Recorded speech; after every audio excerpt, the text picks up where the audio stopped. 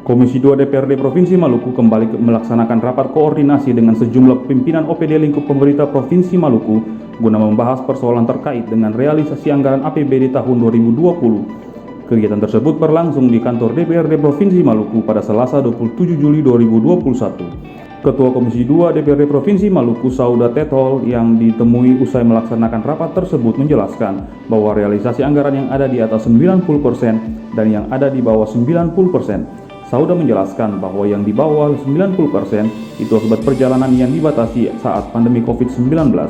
Dirinya juga menjelaskan bahwa Komisi 2 meminta penyusunan rencana kerja pemerintah daerah untuk tahun 2022. Itu dapat berfokus pada pemberdayaan alam sehingga kedepannya potensi kekayaan alam di Maluku ini dapat terkelola dengan baik dan dapat meningkatkan pendapatan hasil daerah kita saat ini. Ya, selamat sore teman-teman semua, teman-teman media yang kita hormati. Tadi kami Komisi 2 melakukan rapat dengan Direktorat terkait dengan realisasi anggaran APBD 2020. Nah, ada yang mencapai di atas 90% dan ada yang di bawah 90%. Yang di bawah 90% ini akibat daripada itu perjalanan karena COVID dan dibatasi untuk tidak ada perjalanan keluar daerah, maka itu anggaran yang sisa yang masuk dalam silpa adalah sisa daripada belanja pegawai, ya, belanja tidak langsung yang tadi ada sisa dari silpa. Komisi 2 meminta untuk ke depan penyusunan RKPD pemerintah daerah pada 2022 itu berfokus pada pemberdayaan alam. Potensi alam Maluku yang ada sekarang ini itu belum dikelola secara baik. Komisi 2 meminta agar bisa dikelola, bisa dimanfaatkan sehingga menambah PAD kita, terutama di sektor perikanan dan di sektor pertanian. Itu yang harus digali, dipotensikan karena hasil laut maupun hasil darat kita cukup luar biasa, tapi pemanfaatannya belum maksimal.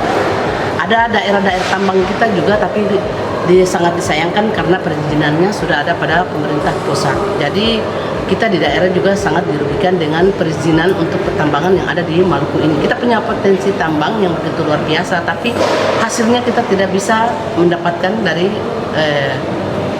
retribusinya kita tidak dapat karena perizinannya bukan dikeluarkan dari daerah tapi dikeluarkan dari pemerintah pusat.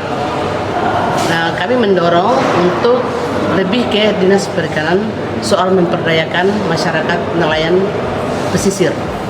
Jadi LIN ini ketika LIN hadir, jangan untuk hanya pengusaha menengah ke atas, tapi pengusaha kecil juga harus diperhatikan, menjadi perhatian.